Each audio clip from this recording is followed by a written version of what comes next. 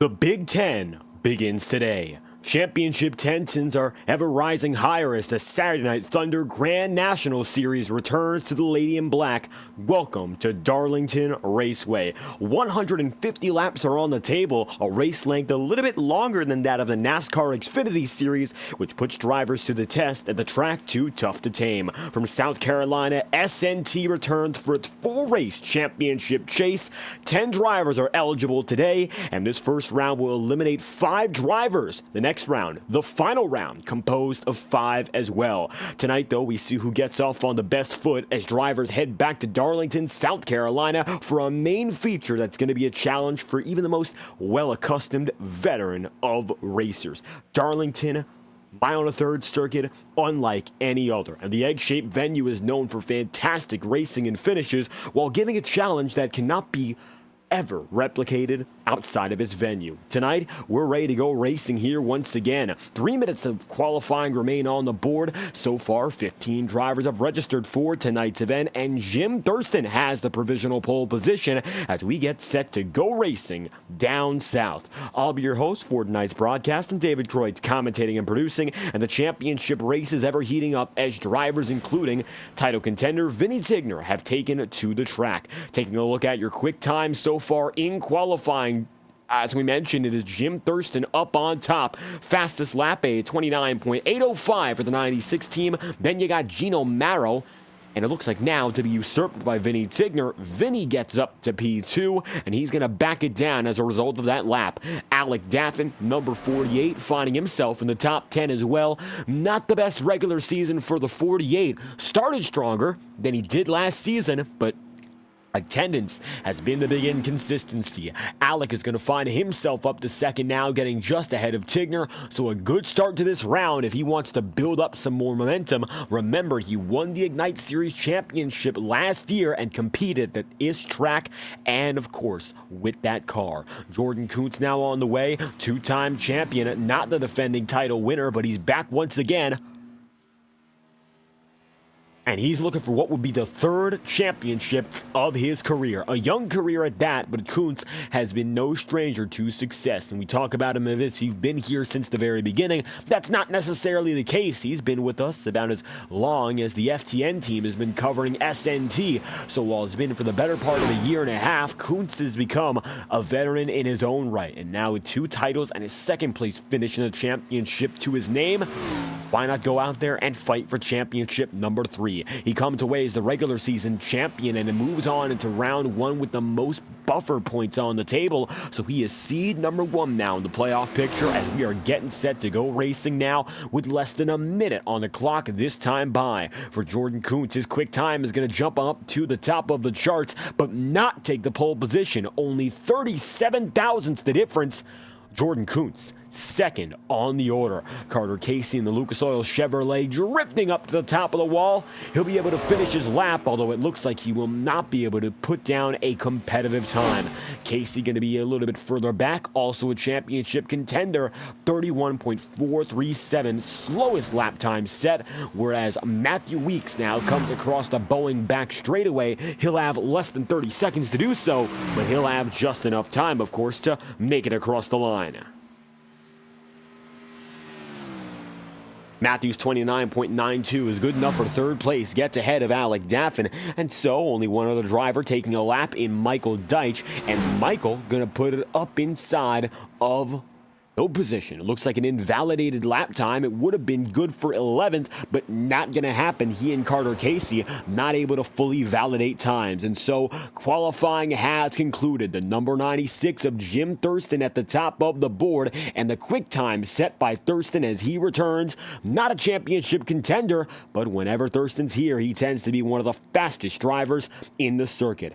5 minutes of warm-up remaining as we now have a little bit of time in between our qualifying and main event, and drivers are now getting ready to settle in one last time. Sunset has already begun here in South Carolina, but drivers have a little bit more of that daylight that they can work with. Keep in mind, when it comes to the forecast tonight, it will be constant, so we will not see the sun fully set. Instead, we're going to stay at this dusk level condition in which the sun will not be visible, but the track will be naturally lit. It's going to remain this way from flag to flag.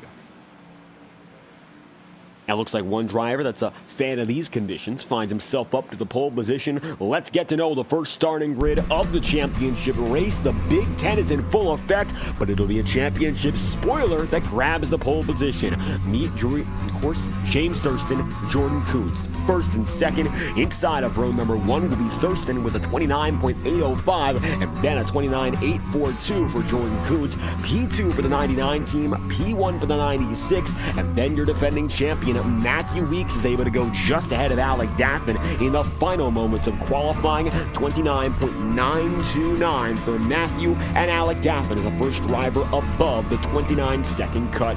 30.01 for the 48 team. You'll see Vinny Tigner, who's then in 5th, and Gino Marrow is in the 6th spot. And then you go back to a few of these rookies, including Matthew White in P7, 30.146 for White. Gino Marrow as well, a full-time rookie in the championship picture. Gino right beside league owner in Vinny Tigner. Henry Kaloff is going to be P8, Connor Asbell, and Kenneth Garrell, perhaps some of the championship underdogs. They will be starting in 9th and 10th alongside each other. 30.3 for Connor Asbell and a 30.49 for the driver of the 57. Final drivers on the starting grid go as follows. River Page returns once again in the number 24. River, making only his second start of the season, hasn't been seen all too much, but whenever he's here, he tends to be rather quick. In addition, you got Carter Casey, who's going to find himself starting in 12th as he was not able to set a validated lap time. Rick Spencer Walt in 13th. 14th place for Michael Deitch, and then the number 77 of Tyler Seaver inside and alone in row 8. Championship contention beginning tonight. 15 drivers registered for tonight's event. It's about time that we go racing from the Lady in Black. That is your starting grid for the Darlington 200, the opener of the 2024 B Playoffs. Pole sitter once again, Jim Thurston over championship leader Jordan Kuntz. Just about 2 minutes left for drivers to put those final times in, and it looks like currently River Page has put the fastest of which through. River finding himself in the matte black number 24 tonight, not going to be running his traditional IORA Cup Series paint scheme. Instead, decked out in all of nothing. Red metallic number. Maybe you can see a little bit of blue on the hood, but that's about it. And River Page decided to go for the very minimal look. Meanwhile, the Lucas Oil Chevrolet, same sponsor, however, certainly a different look, because instead of the blue and white, it's the opposite, white and blue. Same colors, a little bit of a different, shall we say, primary, although it will be the overall same makeup for the number 8 team, just flipping the colors. Gino Marrow gets up the 3rd in this session, still putting in the work. The driver is of the number 71 for Chimera Creative, alone for the remainder of the season, and it looks like ever since Auto Club, Gino's been putting in strong runs. The question becomes execution. It's key for every driver, and Gino still has to learn a lot about getting the job done when it matters most late in the going. A rookie driver, as is a few others in the championship race. Gino's got, of course, the raw skill set to go out there, fight for a top 5 or even a podium on a good day. 150 laps on the table tonight, and if you've watched the Integrity Ignite series before, they've been to this venue previously. We do not have a lot of racing interruption, especially when we get in a good rhythm. About 30 or 40 laps of green flag racing is golden, and then from there, very hard to slow down the field, especially when we get into the swing of things with a pit cycle. River Page might be sliding right now, but don't let that fool you. He's still the fastest man on the timing sheet. And it looks like Matthew White has only gotten within about 0.2 of a second. Really not an indicator he'll go any further to fight against Page. River gets back on the way with a scuffed rubber, and looks like now Jordan Kuntz took to the track briefly, decides to pull out of his lap. Number 17 of Michael Deitch. Different look tonight with the Ghost sponsorship on him. Number 17 might be a throwback, although I don't know if it's a throwback to a Darlington car. We'll discuss that more as, well, Darlington Raceway, a home of the throwback race in the NASCAR Cup Series. River Page throws it up to the top of the board. Quick time in second practice. It's a 29.774. And his Power Smash Infinity Speed Motorsport teammate will line up inside of row number 1. Jim Thurston is still, of course, your pole sitter for tonight's main feature.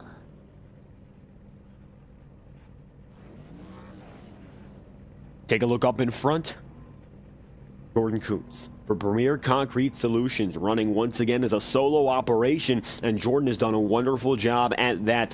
He is the championship leading driver. He's got himself 3 victories on the campaign so far, and while some drivers may threaten his dominance, including Matthew Weeks, and on a more part-time basis, someone like Jim Thurston, Kuntz has served as the strongest candidate so far on the season. Of course, we've seen him do it time and again, and it looks like a very similar start to what we saw last season, where he was the dominant man with 5 victories in the regular season. Not quite to the same effect this time around. He was able to come away with 3, but a little bit more parity in this second leg of the campaign. And for Michael Deitch, that is a throwback to Darrell Waltrip's Budweiser Chevrolet in 1986, and the red and white fooled us just a bit. Almost looked like the Greg Sachs car in '84 at the Daytona International Speedway. Nevertheless, tonight, Michael Deitch throwing it back to Darrell Waltrip, maybe a few other throwbacks we can get to explore as the race progresses. We're still waiting on a few drivers, including Alec Daffin, pole sitter Jim Thurston, Rick Spencer-Walt, and now Michael Deitch gets on the track. Still, 4 drivers have decided not to this point, and wait on them until we can get going and kick this race off with some green flag action. Notice that Jim Thurston, yes, he does have a throwback tonight. L.W. Wright, number 96, and we've seen him pull this paint scheme out before in the IORA Cup Series, and it looks like it returns once again. L.W. Wright, one and only one NASCAR Cup Series attempt at Talladega in 1981. Went on the run for some 40 years, was found last year, and unfortunately, just as the story came to pass, he too passed away. L.W. Wright really not much of a stock car racer as much as he was a professional con, but Jim Thurston, he's done pretty good with this paint scheme, winning events in NR Night in America and subsequently the IORA Cup Series with this very paint job. It's brought him good luck so far, and it might just do so again as drivers roll off the starting grid. Welcome back to the Lady in Black. Additional information for tonight's event. Let's talk, of course, about track position. And talking about the weather tonight, it's going to be constant. Track temperature at 85, ambient temperature at 85 in this 1 1/3 circuit. Each and every turn is different. The radius between turns 1 and 2 and 3 and 4 significantly different, as you can see. The sharp edges of 3 and 4, a little bit more breathing room in the first 2 turns. Darlington, an odd, peculiar shape, nothing quite like it. And with the weather being very favorable, partly cloudy conditions, and the sun just out of frame all night long, expect to see the track wear perhaps a little bit quicker than the typical day-to-night race. We'll have just enough reason for tires to get slicker before we go down to pit road time and again. Multi-pit stop strategy. We're on the verge of seeing it as 150 laps await here in South Carolina. Jim Thurston, he has no stake in the game for the championship, but Jordan Kuntz already has 2 championships to speak of. He's looking for his 3rd, and he's looking to fight against Matthew Weeks to see if Matthew can come away with his 2nd consecutive. The Big Ten starts tonight. The SNT Championship begins once again as Jim Thurston leads us to the start-finish line. We're green once more. Welcome back to South Carolina. We're underway here in Darlington.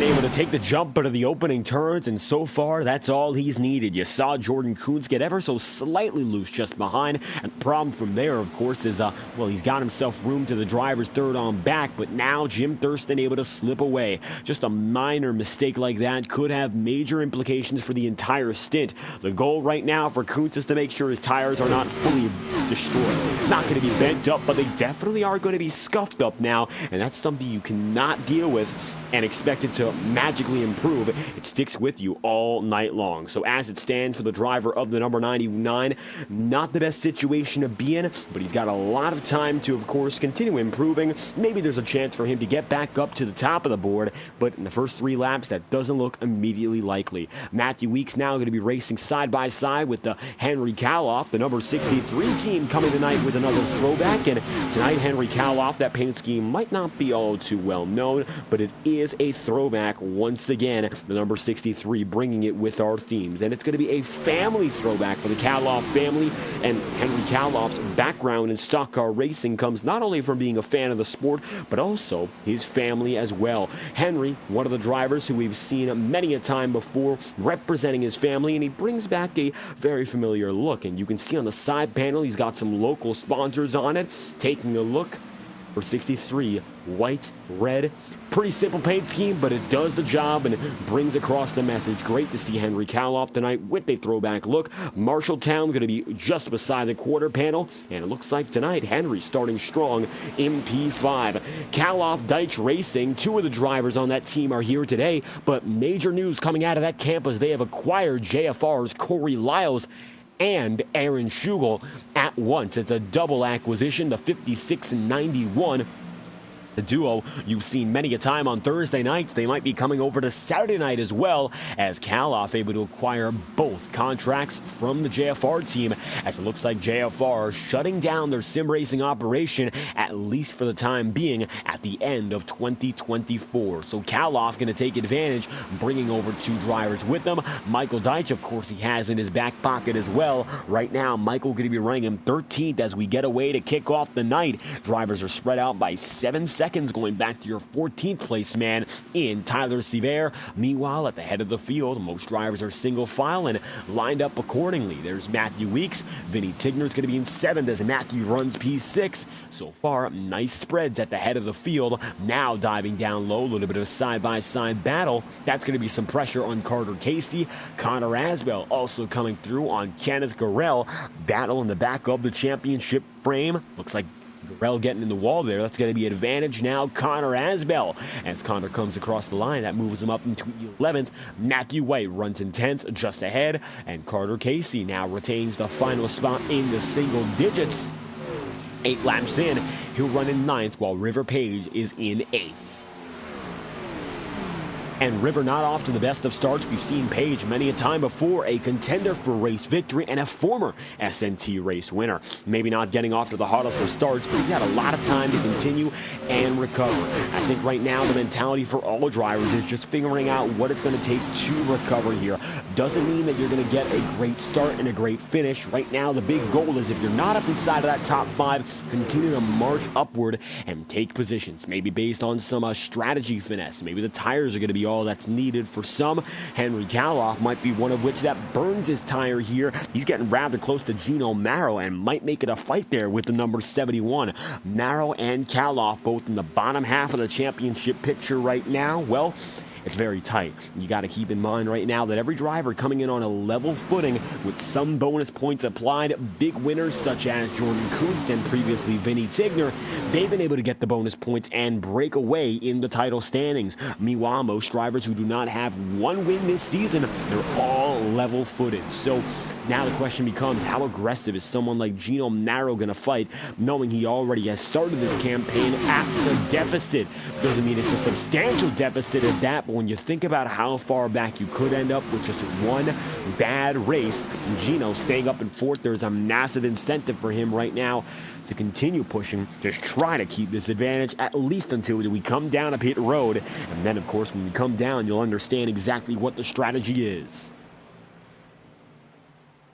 10 laps down, Chase Schaefer just decided to join the racing circuit, and it looks like for Schaefer, his first start of the season, assigned to the number 15. Schaefer in the Monster Designs number 99, and last Thursday night, He was also 10 laps down at the Usher Sleben. It looks like a very familiar circumstance for Chase as he gets back going once again. 10 laps down and in dead last. Maybe a chance for him to pick up a few more spots based on attrition, but right now, significant disadvantage for the number 15 team. Hopefully they can get back into the swing of things, but it's going to take a lot of yellow flags. It would take about 10 cautions, actually, for Chase Schaefer to get back on the lead lap, so unless more drivers have trouble up in front, which looks admittedly quite unlikely, so far, Chase Schaefer going to be rendered as the last place driver with little to do but watch as his friends on the field, including Page and Thurston, get away with the nice jump. Currently, Jim Thurston going to lead by a half second. River Page is getting closed in on now by Carter Casey, and looks like River's strong suits tonight really not coming into play as Carter Casey continues to draw near. That time by 30.756 for the driver of the number 8. For the 24, 30.803, and it looks like right now Casey is about 1/10 of a second quicker than that of the number 24. Not a major advantage, but he's coming up at 1/10 of a second per lap and is now within 1/10 of a second of the pass. So with a lap or two at the very most, it's very likely that you'll see Carter Casey in the 8th position rather than P9, so long as he can just stay behind, get in the tow, and not make any mistakes of his own. It's very challenging to pass in Darlington, and we've mentioned it many a time. We're going to say it again. Darlington only has about a racing line and a half at the very most for comfortable passes to be made. That's why it's so tricky right now, even when you're bundled up in front, like Henry Kaloff is here with the Matthew Weeks, and also with them just behind Vinny Tigner. While they're close to each other, they are not making passes on one another. There's just not enough space to try to go in there and slide through for a spot. That's helping out substantially for someone like Matthew Weeks, who finds himself just ahead of Henry Kaloff. Vinny Tigner there, now looking low. And if you are daring enough, yes, you can slide it down to the inside and make the pass for position. However, it looks like so far, Vinny has not been able to do so. Only sent the signal that he is certainly interested in making that happen, and Henry Kaloff obliges. Here comes Vinny Tigner now to P6. Matthew Weeks is next target, who runs in 5th, although championship leader is Jordan Coots, who runs 2nd to the part-timer in Jim Thurston. Overall, these opening laps have been calm and collected, just about as we expected. Matthew White's going to run in 10th once again. Carter Casey lunging deep into corners 3 and 4, and he's gotten closer to River Page, and it looks like now this battle is not only going to be Page and Carter Casey, but also coming down to whether or not Matthew White can put some pressure on the number 8. And it's almost a definite right now that Carter Casey is going to feel it on the backside. The big problem becomes maybe right now it's going to cause someone like Lucas Oil's Carter Casey to drop back. Doesn't want to face the pressure right now and burn his stuff up. Gino Marrow is going to see Matthew Weeks slide by. That's going to be for P4. And Gino now might be heading backwards, but not by his own volition. There's a difference between drivers who are getting outclassed right now in pace compared to those drivers who find themselves strategically lying back. River Page right now, I'm going to see Henry Kaloff up top, but it looks like this time River Page has the advantage. He'll go by the number 63 at once, and Carter Casey going to see a little bit of a roadblock now ahead of him. Even though it looked like for a while there, Carter Casey was a driver who was making gains on River Page, Henry Kaloff going to serve as the opposite and the antithesis to those plans. Kaloff up in the wall, multiple drivers going to have to dodge. So now 1, 2, 3 going to go by. Matter of fact, they're 3 wide heading into turn 3, and it will work out, but only just. Kaloff banged up into the wall. Connor Asbell remains on the bottom, and you very rarely see 3 wide at Darlington. I would compare 3 wide at Darlington to 5 wide at Talladega. And that might sound extreme. Contact! Connor Asbell goes around. Caution is out. And just when we got away from that dangerous circumstance, it looked like everyone would get away. They did not. Yellow flags out for the first time tonight. Now, just as a point of reference, in both Ignite Series races at Darlington, which were just about the same length, we had 1 caution in each of which, and then went the rest of the way under green. Let's take a look right now what happened between Connor Asbell and the 29 of Matthew White. Simply put, hooking up the number 72 to the wall, and the number 29 got a piece. Just looks like contact, and simply put, Connor Asbell gonna get banged up multiple times. Matthew White grazes the wall, definitely gets some front end damage as well. And so now, yellow flag is out. We got away from 3 wide action though. Take a look back to the 3 wide instance that was just before, and this is actually when they were coming out of turns 3 and 4. Take a look as they went on the way in here. The battle was as fierce as it could get, and Henry Kaloff, who was, in all honesty, in the most danger, I'd say, he's lucky that incident hanging hooked up the track didn't happen through 3 and 4 here.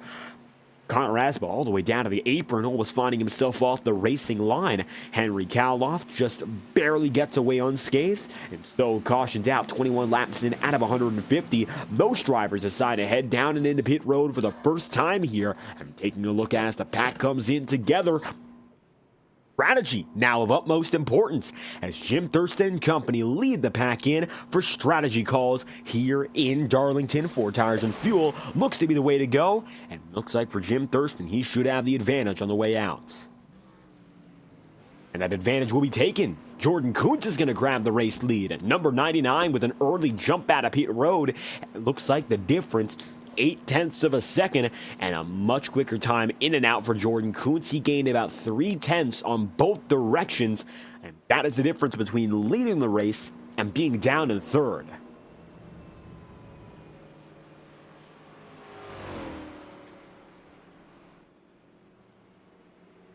Impressive pit stop there for Alec Daffin. That's why we said Jordan could have gone down to 3rd place if he remained complacent.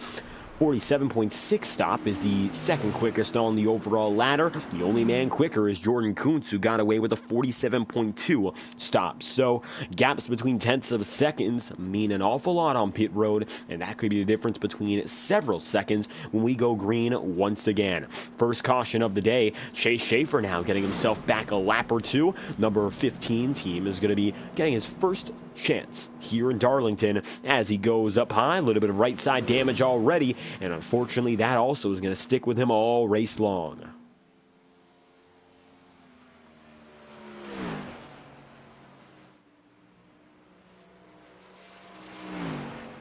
For Schaefer right now, 8 laps down. Looks like the 77 of Tyler Sevier is also 2 laps down, but that's not by cause of any additional incident. Looks like no damage on that number 77 car, and he gets back on the way to collect himself with the rest of the field.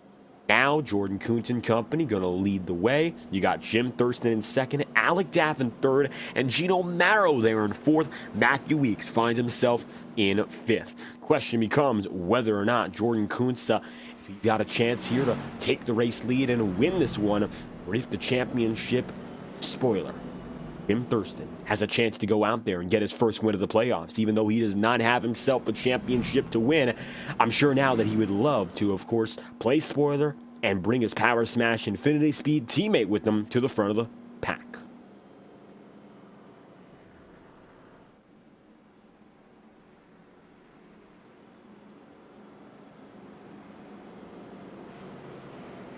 We'll go green at lap number 25. With Jim Thurston starting down on the bottom, Jordan Kuntz right up top. Going to be the same front row as what we had before. This time around, though, the 99 has full control up high rather than the bottom. We'll see if that line difference means much of anything tonight. Not a lot of times we see the high side being taken voluntarily, but it looks like for Jordan, he's going to try to rip the high side and get things going ahead of Jim Thurston. That's how Jim got the race lead to begin with, and I think Jordan Kuntz, getting wise to the game here, is going to make the exact same choice and use it this time to advantage. Alec Daffin lies on the bottom. Gino Marrow going to be up top. You got Vinny Tigner, Matthew Weeks, Carter Casey, River Page, and all those further on back connected once again. Chase Schaefer now only going to be 6 laps down, and he got himself back nearly half his laps in just 1 caution. Green flag's going to fly once again for your first restart of the night. 25 laps in. Oh, big trouble with Vinny Tigner, River Page, Matthew Weeks will go back to caution immediately as a championship contender shot down the track. Yellow flag is out. Take a look at this one. Already an incident coming down the start-finish line.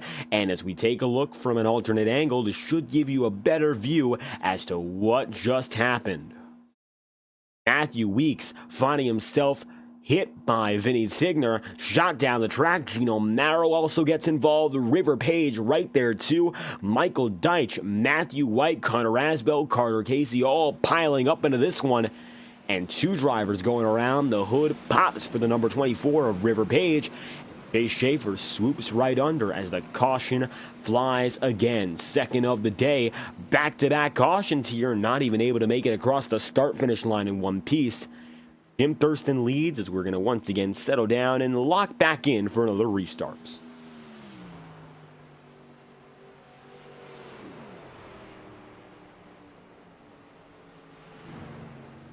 And perhaps the bigger surprise was that it happened so quickly, but the second caution coming after the first, of course, definitely was going to occur. If there was any caution after, being so recent is usually predictable. It doesn't really happen where you go 100 laps and then all of a sudden have a caution. Usually attrition weeds out the drivers who have problems, but right then and there, championship contenders in the thick of the issue. Matthew Weeks is going to be noticeably damaged. He'll have to come down and either get full optional repairs or use his one and only fast repair available. Whether or not he takes the risk is up to him right now. He'll also have River Page right behind. If River wants to remain in contention, he too will have to take that fast repair. Matthew White going to be afflicted once more. It looks like his second consecutive incident. Number 29, not in a good spot. However, he can take his fast repair now. He did not take it from caution number 1. It looks like he doesn't really have much of a choice any longer. Matthew heads down to pit road, and so four drivers drop back and in. Number 77 of Tyler Sevier is going to get a few laps back. Should be back on the lead lap this time through. Chase Schaefer is now only 4 laps down.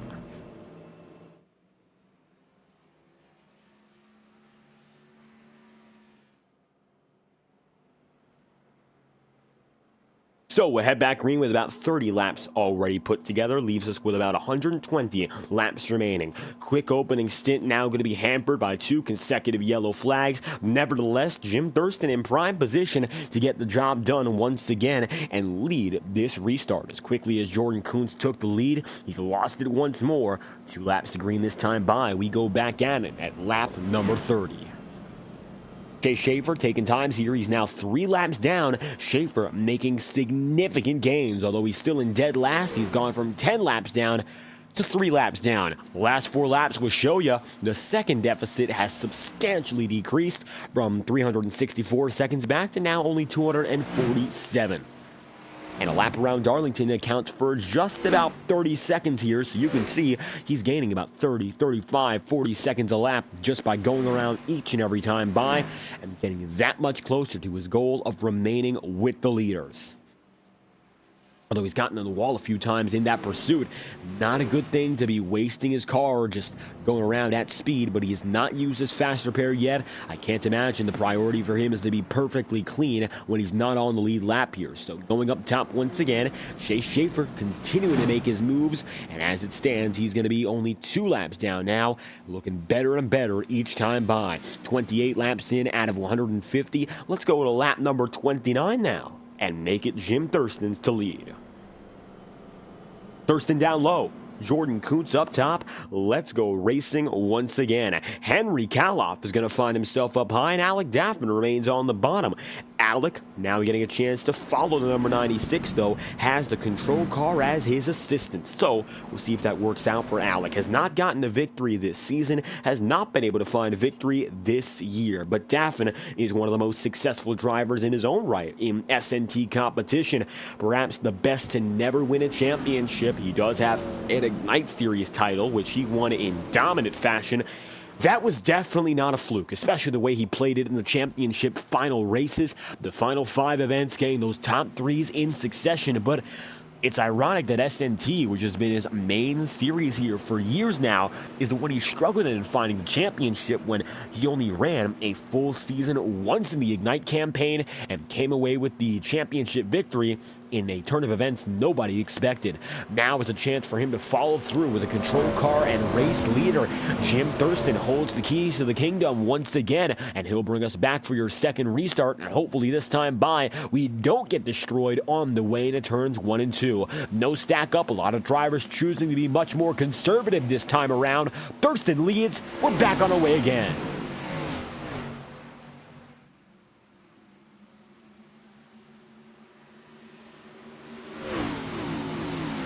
While Jordan Kuntz not able to take the race lead, a significantly stronger start than the initial run. Number 919 lets the 96 go through once again, but little you can do when the control car gets such a nice jump out of the opening corner. Alec Daffin gets up to P3. Henry Kaloff now up to the highest spot he's been in P4. Fourth place for the number 63 team, still eyeing a victory in 2024 as well.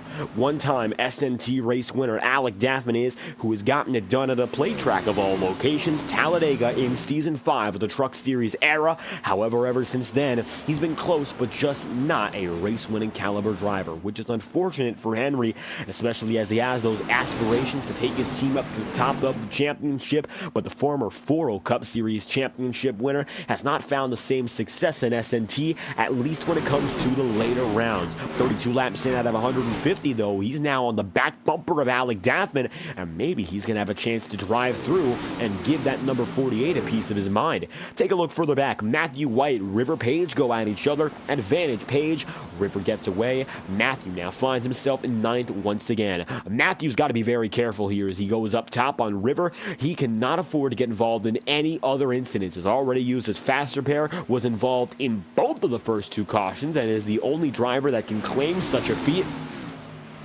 And third time will not be the charm, to put it lightly. For Matthew, he's going to have to keep himself on a cool head and make sure that he doesn't get himself involved with the problem. He and River Page here are battling rather tightly. You don't want things to go south here if you are that number 29. Nevertheless, look up front, you got Henry Kaloff, Alec Daffin, and then Jordan Kuntz. 4-3-2 going up the charts. Jordan Kuntz still remains the best of the rest so far. 96 of Jim Thurston is the man piloting the field all around. Single file lead bunch of about 7 drivers going back to Matthew Weeks is going to hold fort up in front. Matthew isn't really necessarily attached to this pack either. He just finds himself trailing a few tenths of a second behind. Matthew right now, of course, defending champion, coming in as a top 5 contender. He is one of those who is expected to make it to the next round, especially based on his championship success last season. You might remember that Matthew came alive with 3 wins in the final 5 races, and that's where Jordan Kuntz faltered. The late season championship aspiration for the number 11 was much more than we expected. He might have not been the best driver at all in the regular season, but when it came down to winning when it matters, Matthew did it again and again and again, and that is why he's a championship and a defending one at that over Jordan Kuntz. Alec Daffin now going to be slotted up high. Henry Kaloff is going to dive to the bottom here, and all of a sudden, Kaloff with momentum. Maybe a shot he's got to take that spot away from Daffin, but it will not prevail. And so, Henry's going to have to lie back once again. Side by side between Carter Casey and Connor Asbell, both of which involved with some previous troubles. Connor, of course, involved in the first yellow. Carter Casey involved in the second. While some minor front-end damage got to the both of them, looks like it's mostly been put to rest, and these drivers should be good to go alongside one another here. Carter Casey right now takes the advantage into the 5th place once more. Carter Casey, P5, good start for him. He's got multiple strong qualifying runs hampered by early incidents, and unfortunately, some of the best efforts that Carter Casey's given in qualifying, we have not seen the fruits of that labor, because in the first 5 or 10 laps, we've seen multiple times Carter Casey getting involved with trouble that doesn't involve anyone else in the field, and unfortunately, that's the difference between a strong, good points day result and being all the way back with no bonus points to talk of. Cautions out again for the 3rd time back in the field. River Page and Vinny Tigner get involved. Multiple car incident. Caution is out. Let's take a look now what caused it. Looks like River Page is the catalyst for this one, and we'll see just why. Gino Marrow comes up on Page, taps him, sends him around. Contact for Vinny Tigner, but very light contact at that, and Vinny gonna save himself by spinning, and a very good job at that. And we're going to take a look on board now to see how well Vinny avoided the crisis just by locking it up and turning around.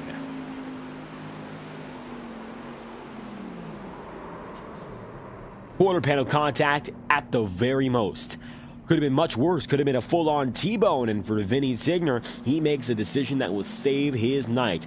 Both drivers get away as your third caution on the track comes out. Darlington with some early troubles, but once again a small incident puts us back under caution again. Now it's going to be side-by-side for River Page and Vinny Tigner in the pit road. Jim Thurston still holds it on top as your race leader. Then you got second place in Jordan Kuntz, Alec Daff in third, fourth place in Carter Casey, and P5 Connor Asbell.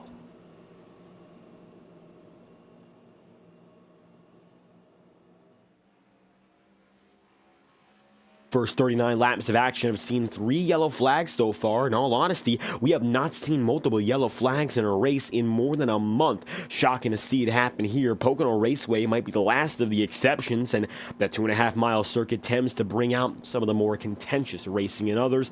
But even in the mile plus department, overall getting long green flag runs has been especially common. Right now, not the case. 39 laps in out of 150. Another interruption of the flow of this event comes rather quickly, and Jim Thurston, I'm sure he's quite indifferent to it. Doesn't really impact the way he's been driving. Maybe gives him a little bit of time to think about how to approach defending Jordan Kuntz. Although Jordan also hasn't been all too aggressive here. Not a lot of drivers decide to go down to pit road. One notable goes down and in. That will be Gino Marrow, and Gino's deciding to go in lonely of those on the lead lap. Number 71 drops down into pit road 40 laps in, out of 150.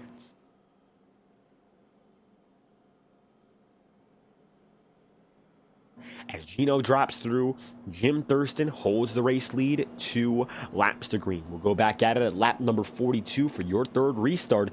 And pit road, we've already seen it once tonight, so strategy is going to be a little bit different as a result. We are expecting perhaps a one-stop strategy from here if the drivers can stretch this stint all the way. Caution laps are going to help out, so if someone or multiple drivers go longer than 60 laps on this run, that will bring them to just about lap 80. And then from there, if they come down to pit road, I don't think it's going to be possible unless they go 70-plus laps.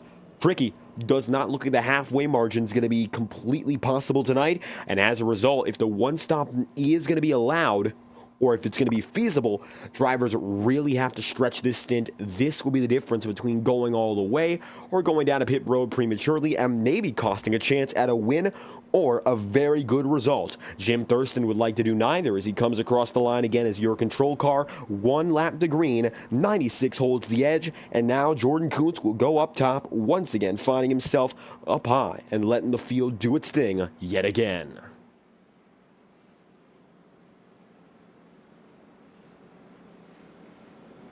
Jordan still trying to replicate the success that Jim Thurston saw in that opening jump where he was able to get away, push through, take the race lead, and that has been the tone of the event so far. The number 99 had the pole position, even got the race lead back on pit road, but when it comes to that green flag speed, it is clear as day.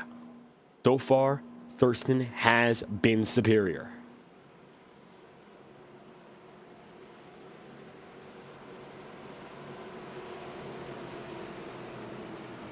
19-lap set of tires for both of your top 2 drivers. Carter Casey, slightly younger, coming in at only 14 laps here, and he finds himself the highest up of all those with slightly newer rubber. Maybe a chance now for the number 8 team to do something different. Is this new rubber an advantage significant enough to discuss, or will he fall back into the wayside once again? That remains to be seen as we go green for the 3rd time tonight. Restarting Darlington, number 99 up top, but Jim Thurston again pulls through with a great restart.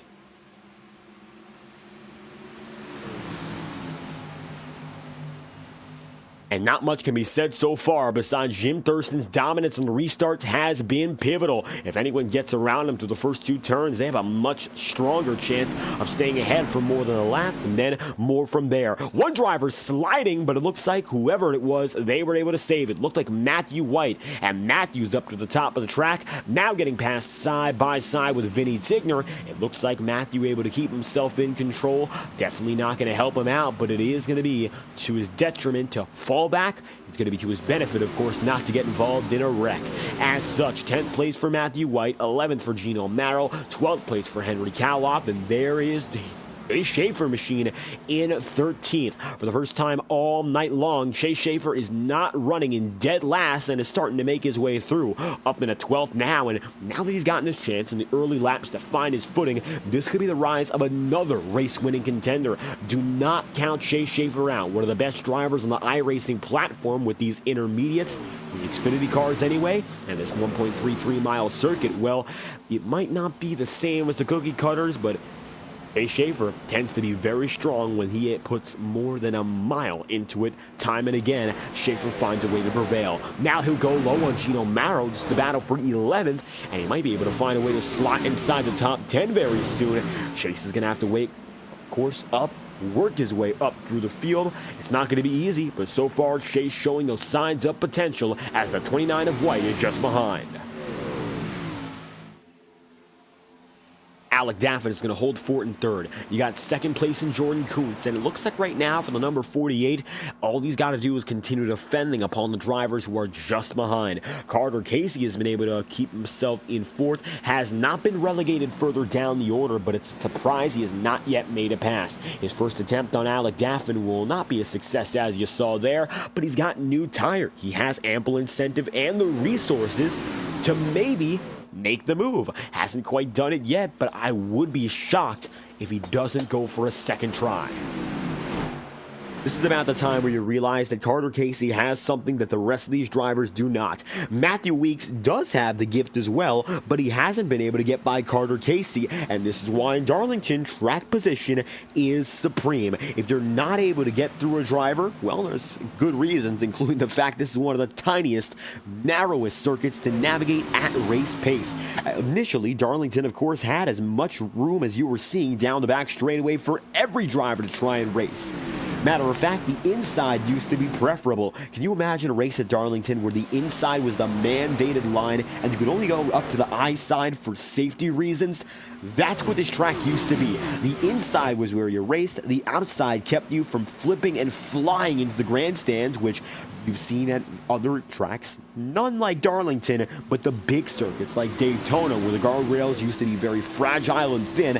That used to be a real problem. The goal for Darlington was to put up the high side so drivers did not flip over, cause serious injuries to self or to others. Now, more than 75 years later, that safety layer is the racing circuit, and ironically the insides where drivers go if they're going to spin out or if they have themselves in major trouble. Connor Asbell now makes the move inside the top 5. Chase Schaefer in the thick of the battle in the single digits, up to as high as 8th already, and for the last place man who started 10 laps down, new position, new race. He's got himself now low on Chase Schaefer's, of course, rival in River Page. They race each other in the IORA Cup Series, and all of a sudden, it looks like they're racing each other here and now today. Schaefer joined late, but he's put in a good impression in the past 10 laps, up into 7th, and still more places to come. Matthew Weeks better look back here. The defending champ has the 99 all over his tail end. And with only one retiree so far in Matthew White, well, that one guarantees that Chase Schaefer will not finish dead last, but it also means now the bar has been raised for a successful finish. Nobody in the championship 10 is going to be finishing dead last tonight, and so you got to finish a little bit higher to get that edge and advantage compared to your adversaries on the field. Chase Schaefer, for one, knows this, and now the number 99 finds himself digging through the corners, up high into turns 1 and 2, then races down the bowling back straightaway again into turns 3 and 4. Now he'll decide to go down to the bottom, dropping low. Chase Schaefer takes the spot and moves up into P6. 6th place for Chase Schaefer, with more still to come. Connor Asbell finds himself 5th, and he'll be the next driver to face off against the number 99 here. Connor so far up to the highest spot he's been in all night long, and it looks like the new tires have carried him through. Chase Schaefer has even newer rubber. Chase is only on a 13-lap stint here, whereas Carter Casey, Connor Asbell, they're on a 25-lap-old run. Alec Daffin, Jordan Kuntz, and Jim Thurston on a 30-lap-old stint. So Schaefer can have that significant edge as he gets inside the top 5 for the first time tonight. His next target is going to be already Carter Casey.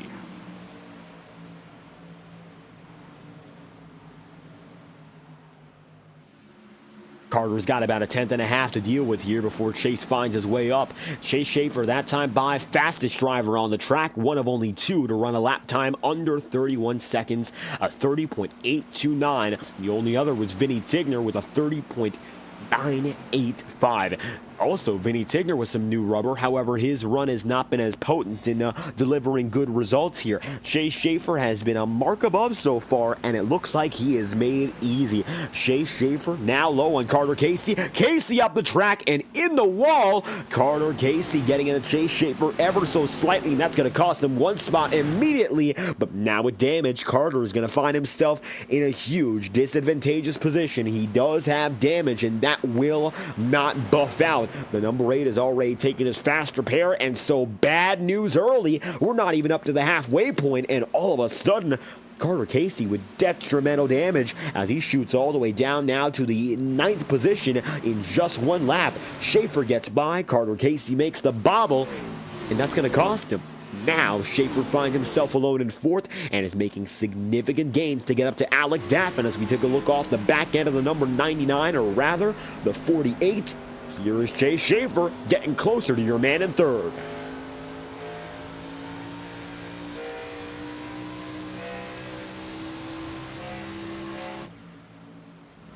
Chase finds himself now right on the back end. Unbelievable run in these past 15 laps for Schaefer, starting this race 10 laps down, entering the race late, and now finding himself perhaps in contention to take the race lead. Unthinkable to begin. Well, looks like things are continuing to change. Schaefer, the number 99, pulls through, now up inside the podium. It looks like Jordan Kuntz, the other 99, has another driver to play with here. How is he going to navigate and approach Chase Schaefer, who is upcoming even still? Carter Casey looks like he just went down a pit road. That might be his night. We'll see whether or not he can do anything about the damage or if it will be irreparable. Meanwhile, Jordan Kuntz right now is the last stand and the last wave of defense between Thurston and the race lead. But as Chase Schaefer dives low, it looks like there's little else that Kuntz can do right now besides holding his ground. That's going to keep Schaefer at bay, temporarily speaking, but it will not be enough as the 99 prevails across the start-finish line. Schaefer finds himself in 3rd again, and it looks like for the first time in his entire run, he'll have to bow down and back down to a driver who's on significantly older tire. And of course, the two-time champ is the driver now who can keep Chase at bay. It's going to be temporarily, though, as you can see. Schaefer looking low, can't quite make the pass this time, but Kuntz has the advantageous line. Takes it to the bottom, and it looks like now all he's got to do is run at his own pace, and maybe that'll keep Chase a little while longer. But now surging up top, Chase Schaefer clear in a second. Up next, the target on the back of the 96, Jim Thurston, is set to lose the race lead. And that's the difference between 17 laps of tire. Chase Schaefer was running in dead last to kick off this race, was 10 laps down. Now finds himself up with the race lead, and he's got himself fighting to get it all to himself. And with 17 laps of rubber being that big of difference, keep in mind the estimated stint length tonight is going to come in at about lap number 50, maybe at most 60 to 65 laps. That estimate, though, is not going to be solid because right now no driver has gone down on the pit road under green. That could change as long as we keep ourselves without an incident from this point until, give or take, lap 90. Schaefer, new race leader, and as easy as he came, he went. 99 now on top, and Jim Thurston, unfortunately for him, no choice but to watch as Chase Schaefer continues to pull through.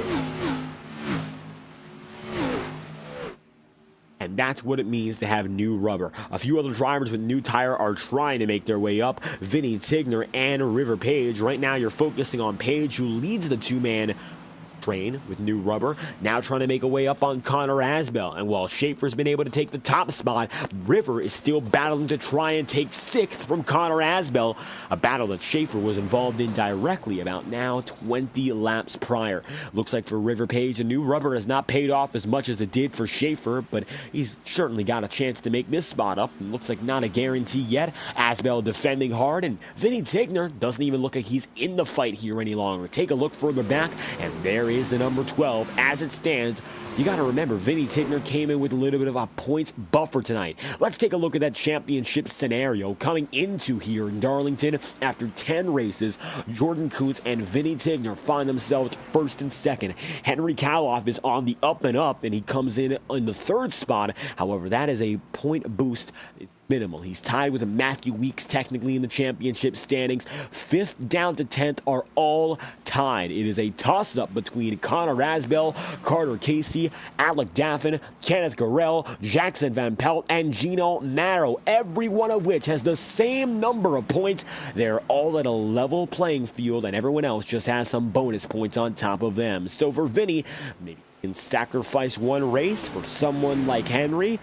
Perhaps as well, Alec Daffin cannot afford a bad race here, and he's running pretty good to prove it. He finds himself up in 4th. Someone like Jordan Kuntz does have the buffer as well to maybe benefit from, but right now I think Kuntz still has the goal of going out there and winning tonight. The question becomes, of course, can he defend against the 15 of Chase Schaefer in any way, shape, or form? Schaefer's got a big edge right now when it comes to speed, and he also might have one in strategy. 25 laps in his stint. He'll have more than 40 laps to go until he comes down to pit road again, which will almost entirely put him back in sync with the irregular strategy of going down to pit road at about lap 100. We're 65 laps in so far, and so if Schaefer's going to decide to go 35 laps more comfortably, well, he'll come down at lap 100 and finish the race on a 50-lap stint. A small one at that, and it will be just enough to put him across the finish line as your race winner. Chase Schaefer, by all accounts, has the position to go out there and win this race. The question becomes, of course, if anyone can stop him. So far, that answer looks to be a resounding no, but everyone else in the field will continue to battle one another. Jordan Kuntz is now coming up on Jim Thurston, and Jim, that time by, was 2/100ths of a second slower than that of the 99. Schaefer, he's gotten away, but the battles further on back have only gotten tighter. Say, for instance, Gino Marrow, Kenneth Garrell. Kenneth in the wall ever so slightly, nothing too significant, but Gino has not been able to take the positives out of this run so far. While Gino's had an up and down day, the ups are currently behind him, as high as 4th place and started in 6th. Gino finds himself P10. It was, of course, as low as 15th and last. That's no longer possible with 13 drivers on the lead lap. Admittedly, Gino right now is at the bottom end of those who are on the lead lap category. And it looks like now he's getting hounded for position by Kenneth Garrell. Perhaps Kenneth has a chance to make his move and get by, but it hasn't happened yet. Meanwhile, look up in front once more. Jordan Kuntz is ever so slightly making gains, and doesn't look like much so far. Keep your eyes peeled for what that battle is going to look like by lap number 80, lap 85, or lap 100. Something in this range, any lap in this range, could be the turning point in which you see the number 96 perhaps fall back. Maybe it's the number 99 that makes the way through. And meanwhile, Matthew Weeks and Alec Daffin do a very similar dance just behind, but a second back.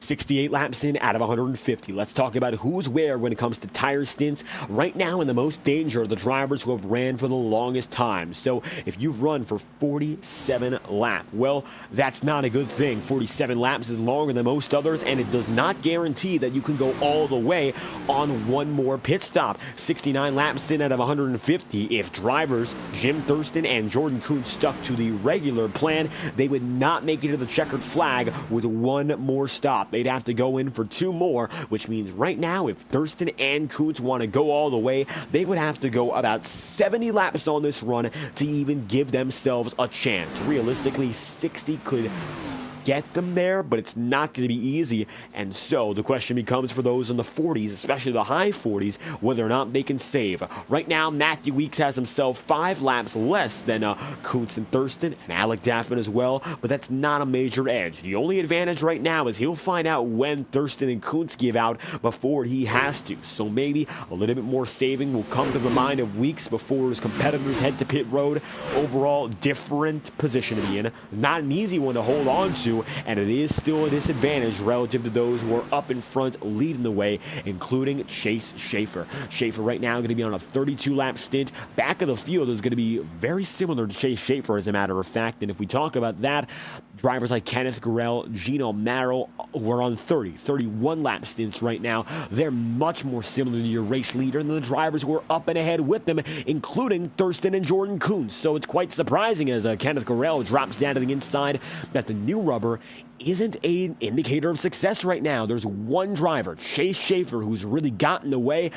Everyone else, not so much. I mean, River Page is a shock in itself. He is in 6th, and we were expecting maybe a little bit more out of River. We've seen him before winning races. Tonight, that pace just doesn't look like it's with them, which is unfortunate for River, but it really does mean change in the tides is inevitable. 33 laps in, now 34 for Chase Schaefer on his stint, and pit road is coming very soon. Pit road window is going to technically open at about lap 75 here for some drivers who are in the most danger. Chase Schaefer, not one of which he can comfortably go at least 15 more laps without feeling the need to go down to pit road again.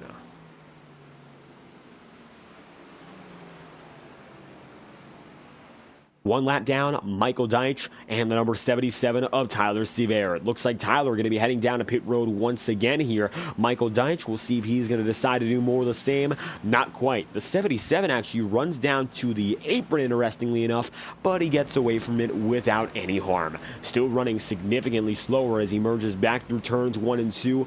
Now, if you're lapped down, there's little else you can do but watch as the rhythm of the race takes over. And this is what we mentioned. Inevitably, we were going to see this point where drivers were going to run long enough where the caution would become almost impossible unless drivers really get feisty and aggressive with one another, which is less likely lap after lap. You're going to see now this very calm, conservative approach to the upcoming laps become especially popular. 75 laps in out of 150. The only battle that's maybe gotten a little bit tighter is the one you're looking at on your screen. Jordan Kuntz, Jim Thurston, positions 2 and 3. Right now for Thurston, it looks like he's going to have himself in the runner-up spot even still. But Jordan Kuntz has been gaining. The last 4 laps, it's been about 1/10 of a second gain. Nothing too crazy so far. The gaps are going to be marginal, but the gains are going to be even more so. So while Jordan Kuntz is slowly but surely gaining time and closing in, not going to be enough to guarantee an advantage over Thurston, and that's where Thurston has his own edge. As long as he can defend against a slowly gaining driver, it's going to be even more hard, or even more difficult, shall we say, for Jordan to get through and take the spot for second. Look further back, you got Kenneth Gurrell, Gino Marrow going at it again. Kenneth and Gino finding themselves outside the top 5 in the championship race, and Kenneth will concede rather quickly there. Gino Marrow breaks out. That will move Gino back up into 10th. Kenneth Gurrell in 11th here. Both drivers will eventually be at risk of going 1 lap down. Chase Schaefer, who is not in the championship race, is coming down that bowling back straightaway with a huge advantage of 3.7 seconds. And talk about a wonderful night for Chase Schaefer, from rags to riches. And we mentioned he started in 15th, which is where he finished in the Usher Sleben of the IORA Cup Series. Well, it looks like maybe a bad night doesn't mean a bad finish. Alec Daffin, internet troubles, and it looks like now the number 48 is off the track. Does he join us back again? Yeah, it looks like no. Alec Daffin will disconnect due to a hardware malfunction, and that will ruin his night. Matthew Weeks jumps up to 4th, River Page into 5th, and so on and so forth. But Alec Daffin has now scored as a 1 lap down machine. The 48 is now down 10th, and it looks like for Daffin, what could have been going to be gone. He's going to find himself off the lead lap when he returns to the track, if he chooses to do so. Matthew Weeks is going to gain, and he's going to keep himself there in 4th. 5th place finds himself, that's of course, River Page. River getting to jump up inside the top 5. Wonderful to see that. 79 laps in. Although it looks like for River, the struggles have been outweighed by attrition more than anything else. Only 8 drivers remain on the lead lap, and by virtue of being one of which, River Page is definitely just going to benefit by cruising around and making sure Chase Schaefer doesn't get to him. Michael Deitch is now 1 down. Henry Kaloff is the final man on the lead lap. 80 laps in, Henry rides alone, and Chase Schaefer Schaefer does more of the same. Let's talk about the tire deficits and the recent lap time speeds compared to the best lap set so far in this night. Last time by for Chase Schaefer, he ran a 31.641. Not a bad lap by any means, but compared to his quickest lap of 30.146, he's more than a second and a half down. Time and time again, it looks like Chase is still losing time. That was a 31.9, almost down as a 32-second bracket. It's clear tires are going to mean an awful lot, so you can't expect to coast around and try to hang on to what you have. Chase Schaefer, the fastest man on the circuit, is proof of that. And while Jim Thurston that time by actually was a little bit quicker, he's 3.5 seconds back and has to go down a pit road sometime soon. Plus the pressure between these two, Schaefer and, of course, Jordan Kuntz in completely different positions, but Kuntz and Thurston, they're right on each other. These two are eventually going to burn each other out, tire-wise or otherwise. And 82 laps in, they're bound to head down a pit road sometime soon. But good things for these two drivers that have come to light. 82 laps in and 60 laps to this stint. Schaefer, Thurston, Kuntz, Weeks, all of which should be able to go the rest of the way on just one pit stop, so you don't have to worry about it seeing any of those extra shenanigans where drivers are uncertain or unconfident. That will not happen. One pit stop will determine the rest of the race. Question becomes, of course, whether or not that pit stop will be enough time or of enough use for a driver like Jim Thurston to reel in someone like Chase Schaefer. Is the deficit close enough? Is an undercut going to be good to maybe make up time? Can the new tires offset the advantage Chase Schaefer has right now? Was he only better because of such a big advantage on tire? Or is he simply put the best driver on the field and the tires are helping him? That's something we have not fairly answered.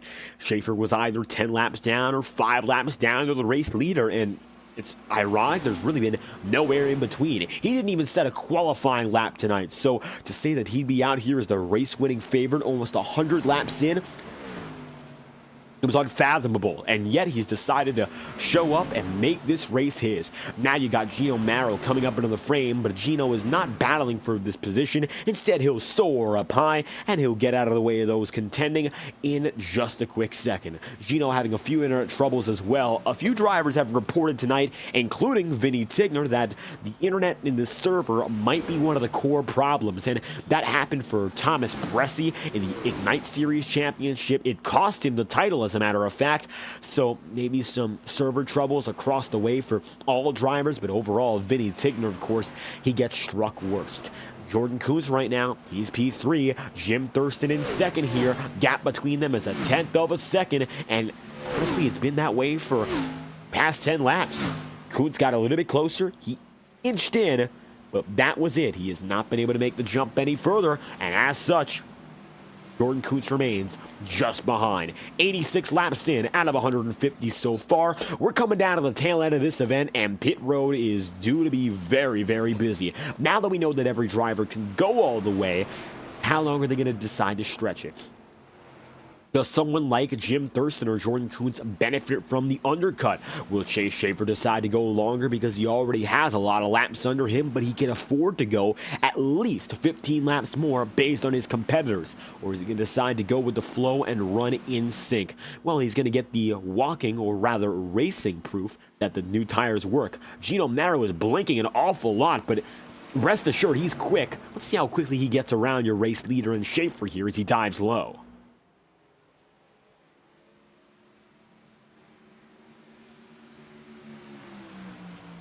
Coming down the front straightaway, Gino Marrow is able to clear before heading into the turns once again.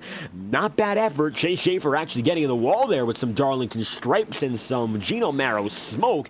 Very tricky battling behind a car that can hardly stay on the track, and you can see the blinking makes it almost impossible to tell what's going on with Gino. Nevertheless, coming down and in after a 46-lap stint, it's the 77. That is Tyler Seaver.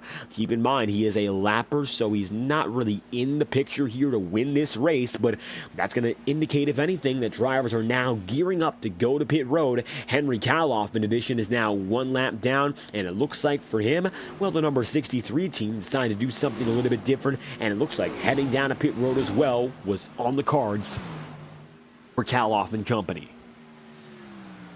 Pit stops count's going to show you who's gone in and when. So far, Schaefer has gone in twice, Jim Thurston and Jordan Kuntz once. Every driver in this race has gone in at least once so far, no exceptions across the board. Most entries to pit road tonight, 5 for Gino Marrow. Interesting strategy for Gino tonight, as he's still having some connection troubles, but he's also decided to go down a pit road more than anyone else, and by a significant margin. I mean, Alec Daffin, he went down twice. Michael Deitch went down 4 times. So did River Page. Henry Kaloff and Vinny Tigner went down thrice. Gino Marrow is the only driver to decide to go in 5 times.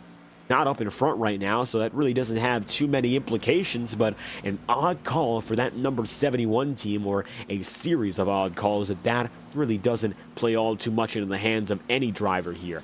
Chase Schaefer leading the way, 91 laps in out of 150, still hangs tough with the race leading advantage, and we'll see when he decides to come down to pit road. It could be as soon as this time by. Nevertheless, we'd like to thank our friends at iRacing Motorsport Simulations for providing the simulation software necessary to bring you all of FTN's broadcasts from Monday to Sunday and every day in between. FTN Broadcasting is powered by iRacing, the world's leading virtual motorsport simulator. Not just stock car racing on display, but open wheel racing, dirt racing, road course racing, anything that you'd like to try out in the simulation scale, iRacing has you covered. Visit iRacing.com for additional information on how to register. And before we bring you the remainder of this race uninterrupted, first and foremost, we are going to get things ready as we get closer to our pit cycle. We're going to bring you a message from our friends at iRacing.com. You're watching the Lady in Black 200, and we will return right after this. Racing isn't easy, but experiencing it is. iRacing puts you in the driver's seat with the industry's leading sim racing game. Drive on laser scan replicas of the greatest racing circuits from around the world. Go head-to-head against other drivers chosen by skill-based matchmaking to ensure competitive racing at every level. Compete across all your favorite series in officially licensed cars engineered to deliver the most accurate driving experience possible.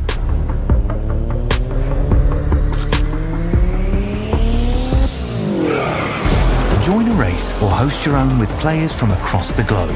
Race against the computer or in a league with friends. Feel the thrill behind the wheel. Visit iRacing.com.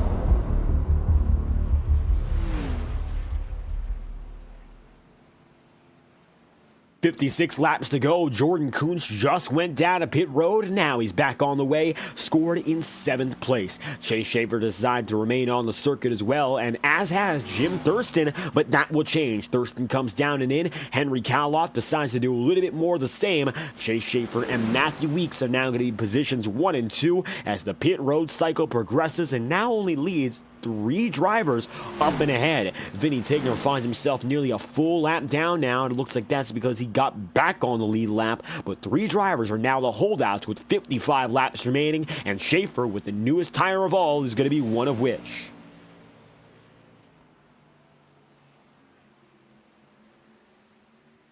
Chase Schaefer on a 57-lap stint so far. Compare that to Matthew Weeks, who was also out on the track. Matthew's been out for 69 laps, and while a nice run to get him up inside of the podium, it's a shock that he's up here when most drivers who are on the younger set of rubber decided to go out into pit road much before him. So Matthew here is going to do something different, and whether or not it really pays off is still a big question, but now he's got River Page right behind trying to defend against the number 24.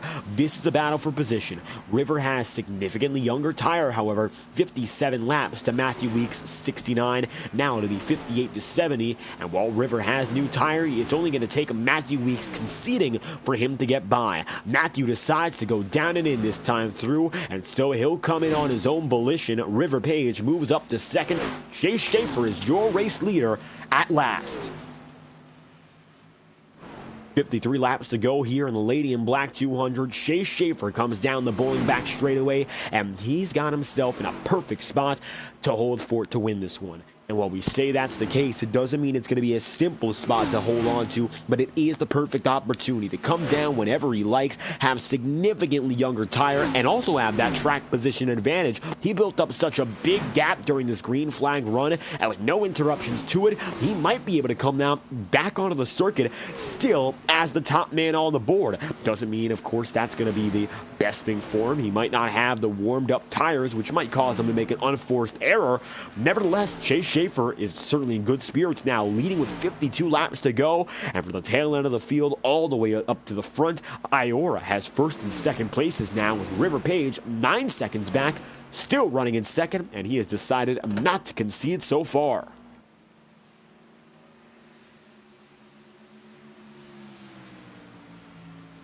River Page hangs tough. He remains in P2. Vinny Tigner right now is going to be technically the net race leader by all accounts. He finds himself on the lead lap, but now looks like Henry Kaloff is coming up on him rather quick. As Henry comes through, it's going to mean the number 12 machine, I think, has to come down to pit road regardless. 51 laps to go. The holdouts here are much slower, no matter how you slice it. Even though Chase Schaefer has a 9-second lead over second place and is more than a lap ahead of Jordan Kuntz, it doesn't mean that Jordan Kuntz can't get back on the lead lap here. Not going to be an easy job, but it still could occur. Chase Schaefer right now comes down the back straightaway. Jordan Kuntz is now coming through the Boeing backstretch on his own as well. So I think Chase Schaefer's got to think twice about when he comes down to pit road here. Maybe it would be best if he comes down sometime sooner than later. Pit road costs the driver on average about 46, 47 seconds. I don't think it's going to be an automatic lead off of pit road if Chase Schaefer decides to wait longer than this. 49 laps to go. He's now gone a total of 70 plus laps. No other drivers decide to match that mark or even try to best it. Chase Schaefer in a world of his own right now, strategy-wise, and it looks like some internet troubles there for the number 99 team. Nevertheless, you got there River Page, and yeah, Chase Schaefer, I think, just bowed out. The number 99 of Chase Schaefer. Second place right now in timing and scoring, and it looks like he has disconnected. The night is over for your race leader, Chase Schaefer. Done for the day. New race leader, River Page. New leader on strategy. It's going to be the 99 of Jordan Kuntz. Very confusing to see that happen once again. Up front and disconnection. Chase Schaefer leading the way. He's going to call it a night. So now the championship race might be also the race for the race lead. Jordan Kuntz, 48 laps to go. He's got himself in the best spot all night long to collect the checkered flag. 48 to go. This is a shocker, but it also means now Kuntz is a reason to turn it up and fight like the checkered flag is on the line. He and Jim Thurston might be the only two drivers left to have a real shot at the championship, of course, when it comes to winning in Darlington rather than the overall title. It's really Matthew Weeks, Jordan Kuntz, the title contenders we're expecting as juggernauts, but right now, Kuntz has a chance to get to the playoffs with the first good impression of victory. Chase Schaefer leading for oh so long, gonna bow out prematurely, means it's anyone's race. Schaefer, and of course, he was dominant, but now it looks like he'll fall back again more than 10 laps down to finish off the night, which leaves us confused as to whether or not he had a reason to do so, for it was a connection failure. Vinny Tigner has just come down and in. He will concede. Jordan Kuntz is now into P2 and might be able to take the race lead without River Page going down to pit road, and yet River concedes. Down to pit road goes the number 24 team. River Page has dropped in, and now it's going to be Jordan Kuntz making his way around corners 3 and 4 momentarily. New race leader, number 99, Jordan Kuntz, leading the way. Your championship top seed, all of a sudden, now holds the keys to the race lead. And the question becomes, will this change the way both drivers are racing each other? I mean, they were at each other's throat for some 70 laps, Kuntz and Thurston alike. And the question becomes, maybe now they're going to go a little bit harder on one another because the race lead is at stake. Battling for the entirety of that second stint there, they were as close as a tenth of a second from each other, but did not make any contact and didn't do anything particularly aggressive. Now, with the win on the line, you might see a little bit of a different attitude from both drivers, and Jim Jim Thurston right now, keeping in mind, he does have the tire advantage. 11 laps on his stint. Jordan Kuntz has 13. So that difference in 2 laps might be the end-all, be-all that could give the 96 the favor he needs to win and get the upper hand in this battle. Jordan Kuntz does have the lead in the championship standings and will retain it after tonight if he stays ahead, of course, of Matthew Weeks and Gino Marrow. Marrow, once again, only a spot away from the podium. Gino is still looking for his first career top 3. As it stands, it doesn't quite look like it's going to come tonight. Nevertheless, Jim Thurston is now 1 second away. Nobody going to block him from the 99. He knows what the target is. He knows what the goal is now. Go out there, take the spot from Thurston, and of course go from there. Jordan Kuntz wants to defend. Jim Thurston now going to be on the offense. Let's see who gets the better of who with only 43 laps to play with here. 6 drivers on the lead lap, last of which is River Page. River just barely inside of the top 5 contention zone. He's 2 seconds away from Connor Asbell, maybe 3 seconds off from Gino Marrow, but it looks like River has enough speed now to play a part in both of their races and maybe take spots away from the both of which in one foul swoop. That time by, River Page was able to make it through at a lap speed. If you take a look relative to everyone else's, one of the fastest on the circuit. 30.383 was the second quickest. Vinny Tigner, the only man to match or best it, and it looks like now 30.27 for River Page. It is clear as day. River is fast, and now coming up on a shaky Gino Marrow, the battle for 5th begins. River going to look low rather quickly, and it looks like it's going to be an open and shut case. Marrow now knocked out of the top 5. River Page has once again entered it, and it looks like it's going to be Connor Asbell up next to face the wrath of the number 24. With Gino Marrow fading behind, Connor Asbell is up next. Connor also looking for his first podium of the season and still has not been able to get there. However close, it just comes down to these last few laps.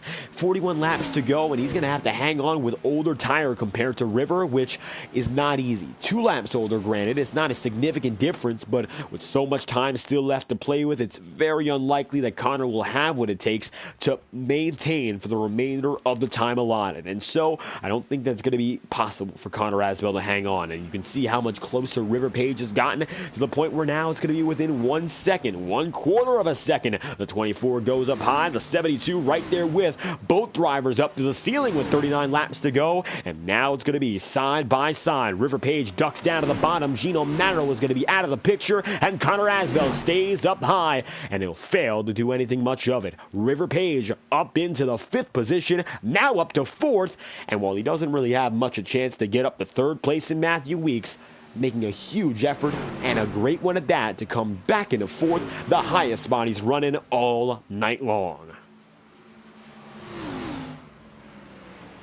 Jordan Kuntz still has the race lead, but as you can see, it has greatly diminished. Was a second flat just about 5 laps ago. That second has become less than a half second, and it looks like with ever closing in, Jim Thurston, Kuntz has really nothing else he can do but try to hit his marks, run his own race. Darlington Raceway is easier to defend by nature of the track, but when it comes down to tires squealing and wearing out, there is no way to reverse that effect. There is no low groove or high groove to go to. There really is only one line chosen, and if you can't hold on to it well, you'll see drivers dive low or go high on you, but it doesn't mean there's anywhere else to go.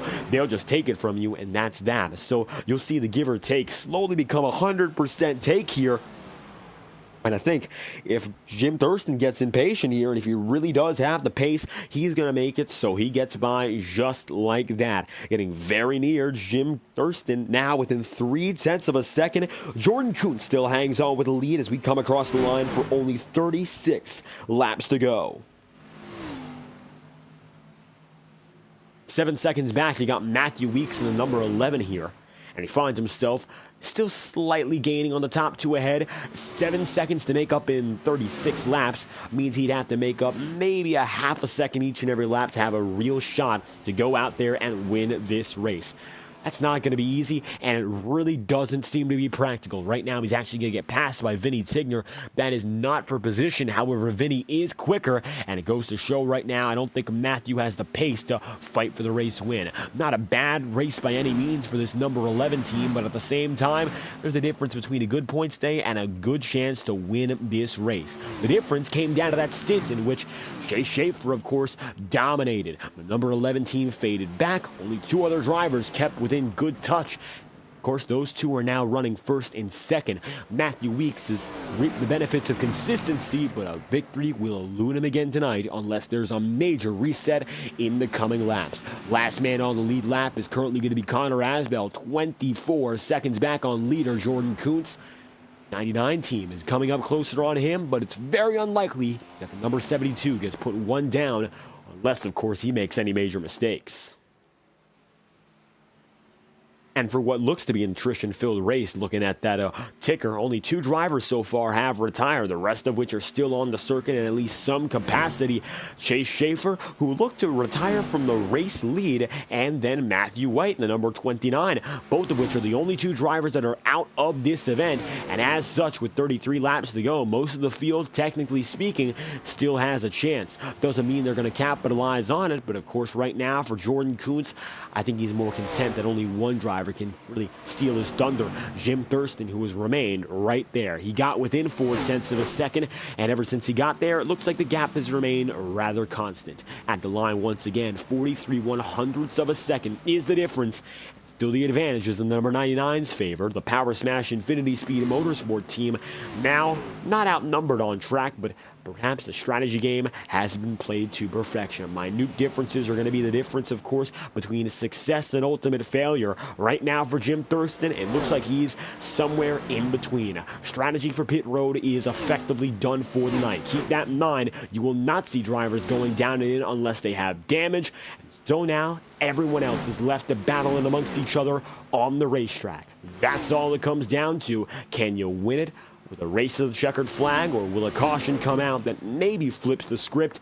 With so few drivers now on the lead lap, odds are it's going to stay a pretty lonely race up in front, and only those who have lead lap status will have any chance of going out there and collecting the checkered flag on their own terms. 30 laps to go. Lap 121. We've just hit it, and the home stretch is here in Darlington. Keep in mind, this is the first of our championship contending events. 10 drivers came in tonight eligible for the championship. Next week, we will eliminate 5 of them, and it's going to be your 10th race on the campaign here at SNT competition, and it will be at the virtual Chicagoland Speedway for a total of 100 laps. So intermediate racing once again. Then we go for 90 laps of racing in Michigan and 200 final laps to end the season in Iowa. Very recently, we went to, of course, Richmond Raceway, quite the familiar circuit, in which Matthew Weeks got the job done and won in the number 11. Of course, Matthew was able to replicate that feat again and make it to the final round. That would be the recipe for victory he needs to collect his second consecutive championship and oust Jordan Kuntz from the overall top of the top in terms of championships in SNT history. Kuntz has been the man many a time before. With 29 laps to go, he still remains as the top dog in this event, but yeah, Jim Thurston's there.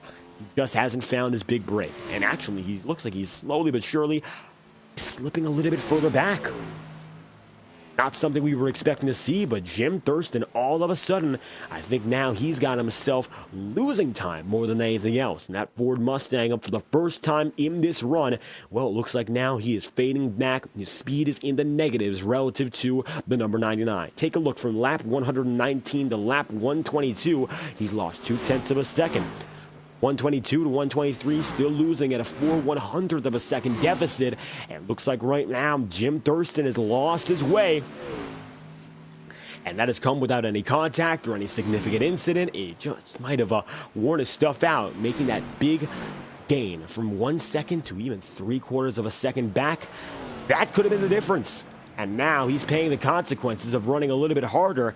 All the while, his championship contender, well, he's not involved in this championship, but race-winning contender Jordan Kuntz breaks away with 26 laps to go here, and it looks like it's very evident now he has the pace to win this one, and with no Chase Schaefer on the circuit, the number 99 has once again risen to the top of the field, and this race is his.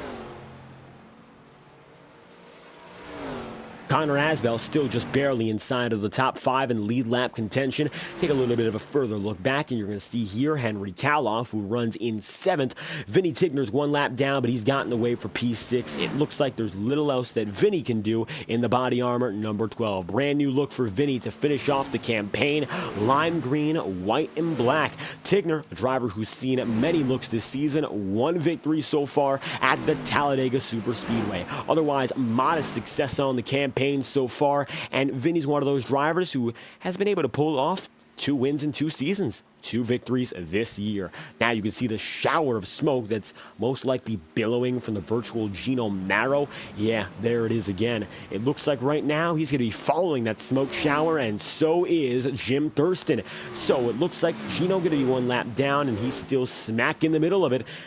See if Kuntz can get away further now. The 96 is a little bit of a roadblock to deal with 24 laps to go. Next time by, as always, we're going to crank it up with our friends at TrackCams22.com, the best cameras on the iRacing market, which are bringing you all the angles you see today in SNT racing. Visit TrackCams22.com to level up your camera game on iRacing broadcasting. There's no better place to go. With updates assigned for each and every iRacing season and up-to-date content week after week, month after month, Track Cams for Gormans is the #1 place to go for iRacing's best cameras. The best broadcasters choose the best cameras, and it's for good reason. FTN chooses TrackCams22.com. Visit Facebook.com/TrackCams for additional information. As with 22 laps to go, we are set to crank it up with our friends at TrackCams22.com.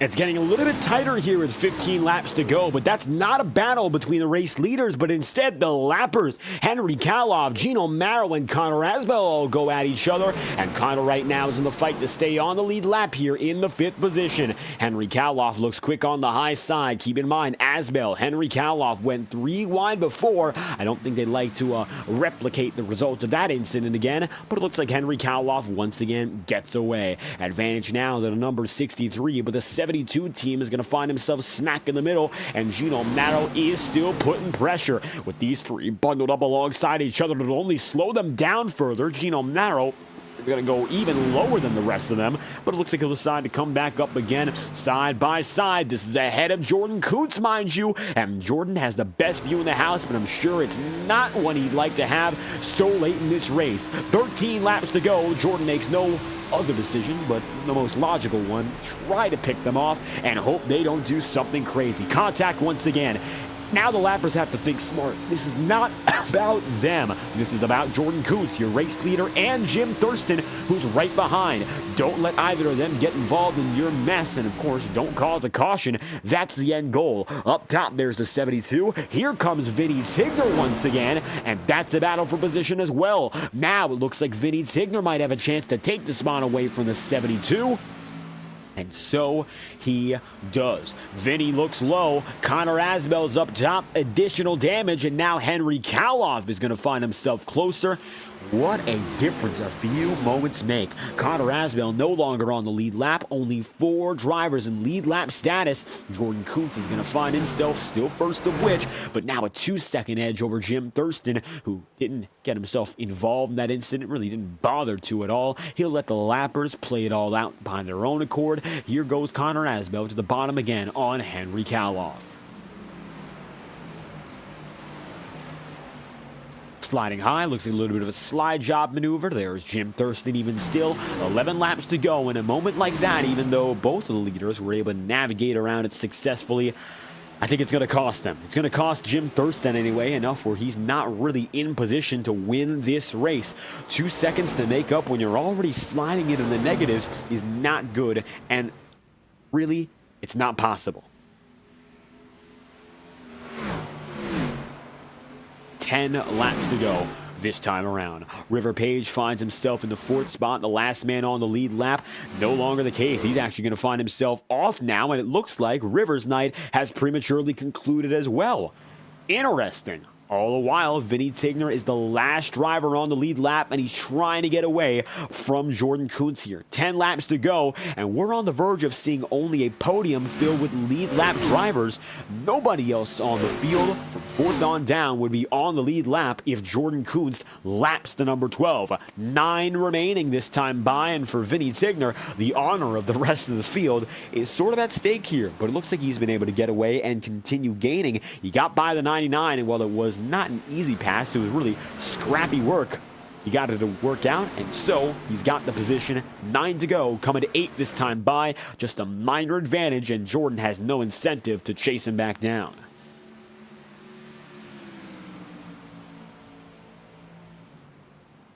So, with Vinny Tigner now trailing around the field, he's got the 99 in tow with him. Shouldn't have to worry all too much about being passed. This is going to help out, perhaps, with a little bit of the fuel mileage game for Jordan Kuntz.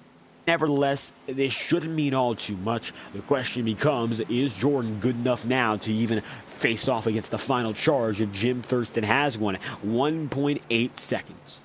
Going to take maybe about 0.3 of a second per lap to even have a chance.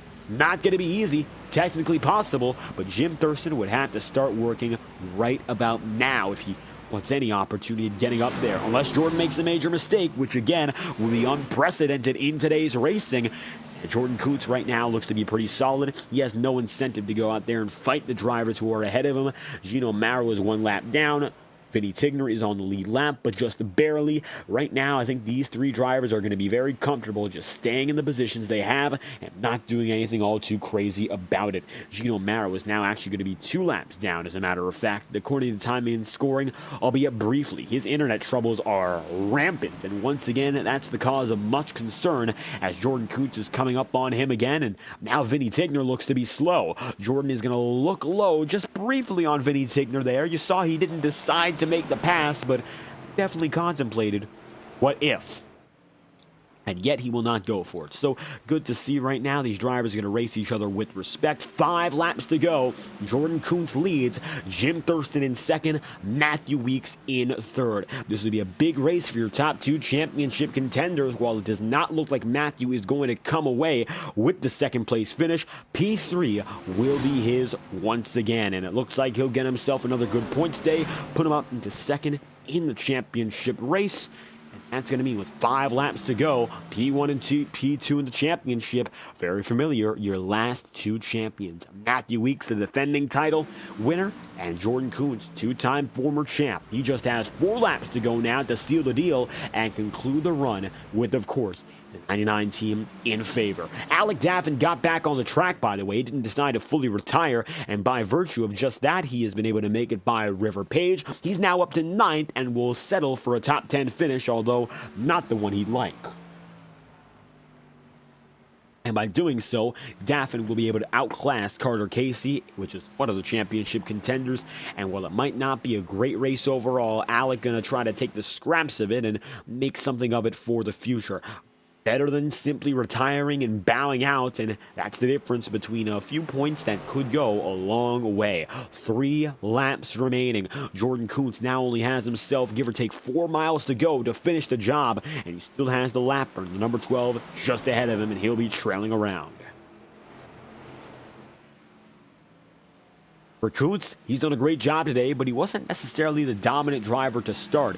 He had Jim Thurston ahead of him to kick off the opening stint. He had Schaefer, who was able to run away in the middle run. And it looks like tonight, as we've seen so many times before for Jordan Kuntz, pit road made the difference. But it wasn't about holding off on worse equipment or staying ahead and beating him out ahead with the track advantage to begin with. It came down to starting at a deficit and making gains even if it wasn't easy. And it looks like for Jordan Kuntz, not a lot of times he has to face adversity, but tonight, when it matters most, he did just that and he prevailed. 1 lap to go, this time by. White flag is out for Jordan Kuntz, the 99 team, looking for win number 4 on the campaign. Darlington, it's a track known as one too tough to tame, but who else but the winningest driver in SNT history to come back to South Carolina and slay the beast. Checkered flag this time by as Barney the Flagman waves the checkered flag high in the air after 150 laps of action in South Carolina. Jordan Kuntz wins at the Lady in Black. Checkered flag out for Kuntz, Thurston, and Matthew Weeks, your first podium of the playoffs. Kuntz extends his championship lead and locks into the round of 5 with a victory here tonight.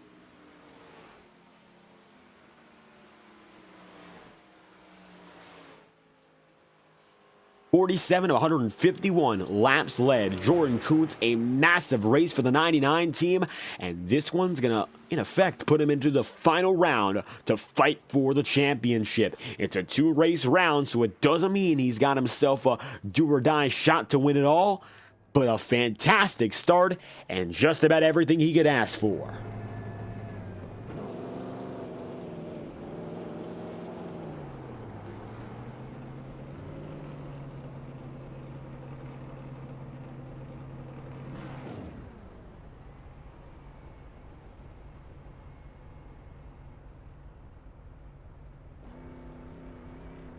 And so, Jordan Kuntz collects the checkered flag. Race winner night from Darlington over second place in Jim Thurston, Matthew Weeks in third, and Vinny Tigner, P4, the final driver on the lead lap. 1 lap down was Connor Asbell, 2 laps down Gino Maro and Henry Kaloff with 8th place. Kenneth Gurrell 3 down, 9 laps down for Alec Daffin in 9th, and then Tyler Sevier 10th place, 11 laps back.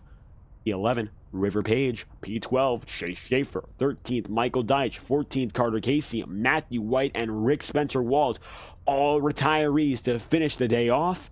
Not a lot of drivers made it to the very end, but it's no shock that the one who gets the checkered flag is Jordan Kuntz, at long last. Able to outlast the attrition in the strategy game, Jordan does it again. I think it's about time we speak to your top 3 finishers. First and foremost is going to be your race winner coming up, and Jim Thurston and Matthew Weeks, championship contenders, 2 out of 3 on the podium tonight. And so, with the finishing touches on our coverage here in Darlington, let's get a word from your race winner, number 99 of Jordan Kuntz, collecting race victory at the track too tough to tame. Win number 4 on the season and the first in the playoffs, and what a way to lead off the championship chase with a bang. Race win is yours tonight, Jordan, and in effect, this puts you into the final round already, leading off with a victory and an important one here in Darlington. What's it like returning to victory lane so quick at the track too tough to tame? Well, I think this was by far one of my better Darlington races that I've ever done. I don't think I had a massive wall hit, so definitely helped. And to come off of a 2-week break and qualify second, get a win, and lock myself into the next round is a great thing. Considering next race is Chicagoland. Chicagoland usually brings a lot more people to race, so it's definitely probably going to be a bit more of a challenge. Of course, I did do, I think, pretty well there last year, so I'll try to continue that and just hope that a lot of people show up to race and we can have a good race next week as well. And now, with all the troubles of a track like Darlington behind you, let's talk about that strategy first and foremost. Few cautions to start it off, then a long green flag run of over 100 laps to end the day. Looked like it was you and Jim Thurston battling nose to tail to start. What got you to break away and eventually come through with the win?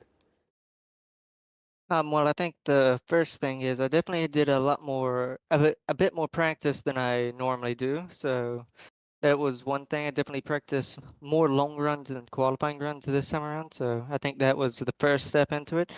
And then I think coming to the first round of pit stops, I was just stuck behind him. Really hard to pass. At this track, it seems like the outside of the preferred lane for passing, and of course, the outside line is what you run for turns 1 and 2, and it's really hard to get there in 3 and 4. And it's really hard to set up as well. You can only really set up the person to get to the inside, so I knew I had to do something different than him on strategy. I was hoping I'd be able to pit before him, and that's what I did. And whenever I did, I got out with a big lead, and I knew then on that he's going to have the tire advantage, so I just needed to hard save, and I think I really did good on saving tires there. Way better than I did last race at Pocono, and it definitely paid off tire saving. Success with tire saving back for you as you've done it many times before. Next week, you mentioned Chicagoland, but now all the focus is on what's next, the final 5, 2 race around to get the championship. How are you going to be preparing for next week, or are your sights already set in winning the title? Well, I don't think I can say that my sights are set on winning the title. It's on having the best 2 races I possibly can. Michigan, I don't really know much about in this car, how it will drive with the setup, so that's going to be interesting to find out. And Iowa usually had been one of my better tracks. Of course, I think I won twice there last season, so hoping to continue that momentum into that race, but just get to execute everything perfectly and get out with the best results possible. Now, optimizing the rest of the season here is key. Jordan, a total of 47 laps led on the day. Any final shout-outs or comments you'd like to get after this victory? Shout out to everyone at Premier Concrete Solutions. It's been an honor having them on the car, and to start off the playoffs just like I did the season with the win is amazing for them on the car. I'd like to shout out to all my parents who watch this race, grandparents, and for watching. And yeah, I'm glad I could come back after a 2-week break and get a win.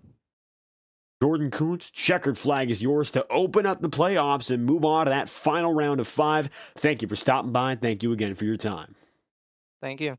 Unfortunately, right now, neither Matthew Weeks or Jim Thurston available for comment. We're going to try to get a word from either of which. Perhaps Matthew Weeks will show up. Perhaps the number 96 of Jim Thurston will as well. Going to get them in the waiting room momentarily and talk to your second-place driver in Jim Thurston, if he is, of course.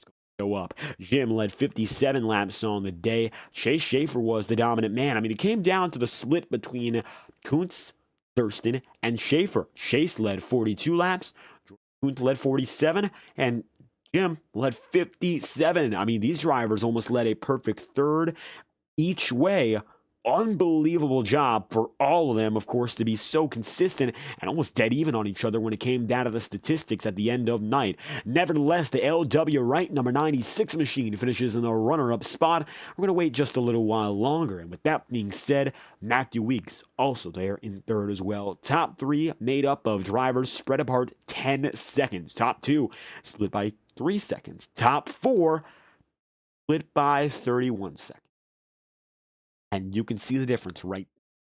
Unfortunately, it looks like right now, neither your second or third place drivers available for comments. So with that being said, looks like now Jim Thurston is right with us. Perfect timing. Let's talk to your second place driver with 57 laps led on the day. It was neck and neck between you and Jordan Kuntz for the majority of this one. But Jim, you come away P2 as you bring it back to the Lady in Black. Yeah, I think that one honestly is just one that got away there. I basically led most of the first half till Chase Schaefer got us on that overcut. Yeah, I should have probably pit when he did so that I could have come out with him or try to pit a lap before him to come out in front of him. But I thought the overcut would be enough to kind of get up to him and pass him. But when I got closer to him, I just didn't do it fast enough to really maximize it. And once you get within that like 5/10 gap, and you start pushing it behind a guy, you just kill your tires off, and that's all I did. Just really needed to have the clean air there because it worked really well the first part of the race, and it just didn't really come to fruition there at the end. Yeah, just kind of wish we could have finished P1 there, but yeah, P2's not bad. Fun race. And still a solid second place at that. And let's talk about this one. I mean, you, Jordan Kuntz, oh so close. And Chase Schaefer up there in the mix as well. Not a lot of times we see you get a chance at Darlington here. So how was it for you adapting to the long term, especially at that final run? It's a fun track. I love running it. It's I don't know. I don't really like the way dirty air works here with this car because I don't know if it really reflects what it is in real life.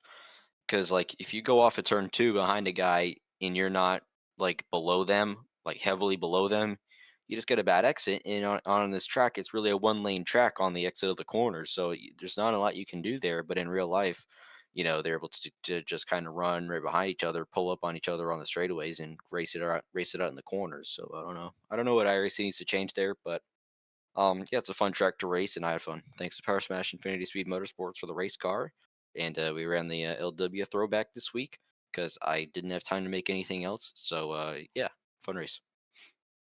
You mentioned that. Bringing back the LW paint scheme. Maybe a few final times we'll see you before the championship race ends. How do you feel about maybe a shot to go out there and maybe win in the forthcoming nights? Oh, yeah, definitely. If I can race again, I think we're gonna be racing to win for sure. We almost did it tonight. I mean, the only reason I race is to win. I don't race just to show up and ride around for 150 laps. I try to go out there and win the race. If I start winning, try to stop. Sorry, I stopped. I can't even think. I'm so tired right now. But if I show up and I don't want to win the race, then yeah, I'm not trying. That being said, Jim Thurston gave it a real good effort tonight, coming away second. If you have any final shout-outs you'd like to give, the floor is yours. Just thanks to Power Smash Infinity Speed Motorsports once again. Thanks to the IORA Cup Series. We're going to I don't even know where we're going this week, but we're going to somewhere fun, and we can't wait to go and race more in some other leagues. There we have it. Jim Thurston, most laps led on the night here for the 96 crew, coming away second. Thank you again for your time. Thank you. And with Jim Thurston on his way, unfortunately, it does not look like Matthew Weeks is available in the number 11 team.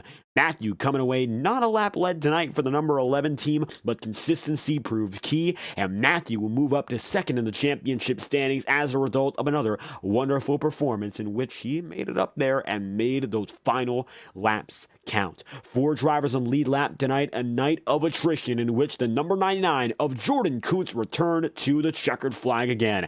Next week, week, we go racing in Chicagoland for the final night of the round of 10. Still many drivers on the chopping block. Guys like Alec Daffin and Carter Casey need big races.